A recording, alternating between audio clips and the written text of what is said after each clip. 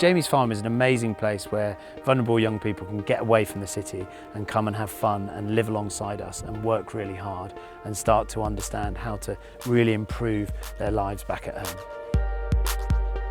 There's a reason to get out of bed. These are children who often don't turn up for school.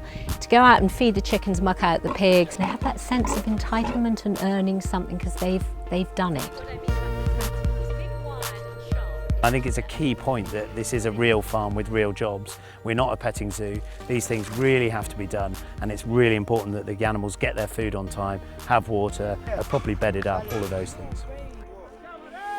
I wasn't as calm as I am now.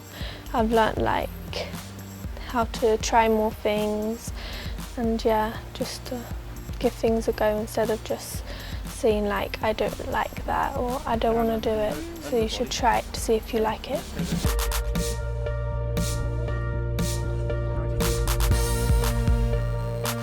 The best thing about Jamie's Farm is how welcome you are here and how engaged and how dedicated they are with like helping you with stuff and like improve your lifestyle and diet.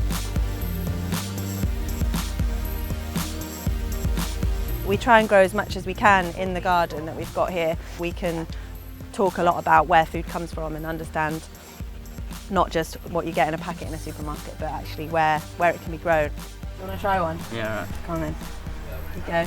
Stacey, they're really peppery. What do you think? All right.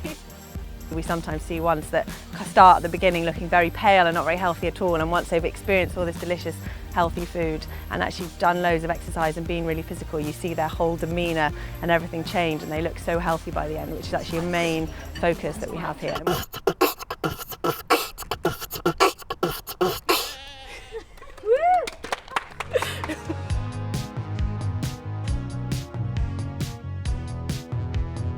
To be in the countryside where they say I can hear no sirens and I don't have to watch my back. The number of times I've heard children say that. So they feel safe to be in the present rather than looking around and looking at what might be happening in the future.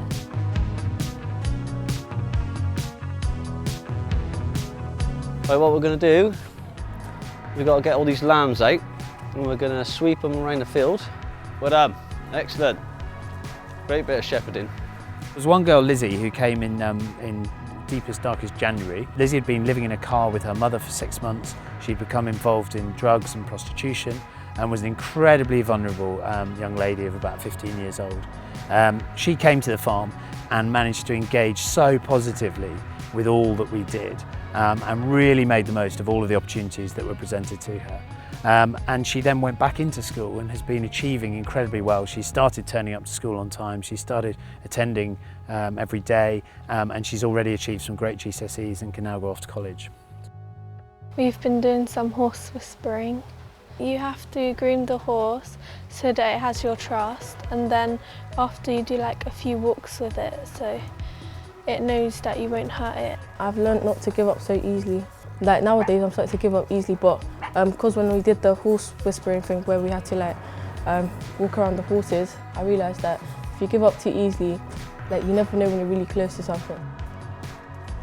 I've been here before, like last year, and then I got chosen to come again as a mentor. Come on, come, that's it. Well done.